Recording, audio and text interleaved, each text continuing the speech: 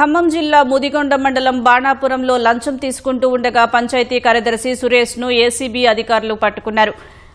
ఇంటి అనుమతి కోసం వీరబాబు అనే వ్యక్తి కార్యదర్శిని అడగ్గా 40,000 లంచం డిమాండ్ చేశాడు. అంత మొత్తం ఇచ్చే స్తోమత లేని ఇంటి యజమాని అవినీతి నిరోధక శాఖ అధికారులను ఆశ్రయించాడు. 25,000 లంచం సొమ్మును బాణాపురం రైతు వేదిక వద్ద తీసుకుంటూ ఉండగా ఏసీబీ అధికారులు రెడ్ హ్యాండెడ్గా పట్టుకున్నారు. ప్రభుత్వ అధికారులు ఎవరైనా సేవలు అందించేందుకు లంచం అడిగితే ఏసీబీని సంప్రదించాలని ఆ శాఖ ఉన్నతాధికారులు కోరారు. వ్యక్తి తన ఇల్లు కట్టుకున్నాడు. తన సొంత స్థలంలో ఇల్లు కట్టుకునే దానికి construction permission plus house number ఈ రెండు ఆయన పర్మిషన్ ఇవ్వడానికి పంచాయతీ ద్వారా పర్మిషన్ ఇవ్వడానికి ఆ రైతు గత నెల 5వ నెలలోనే దరఖాస్తు ఇచ్చున్నారు.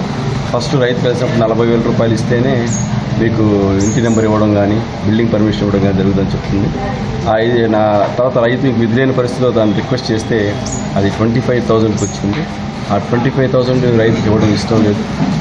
సదరు యజమాని మా దగ్గరికి వచ్చి కంప్లైంట్ ఇవ్వడం జరిగింది. అట్టి కంప్లైంట్ మీద ఏసీబీ ఎంక్వైరీ స్టార్ట్అప్ చేసింది.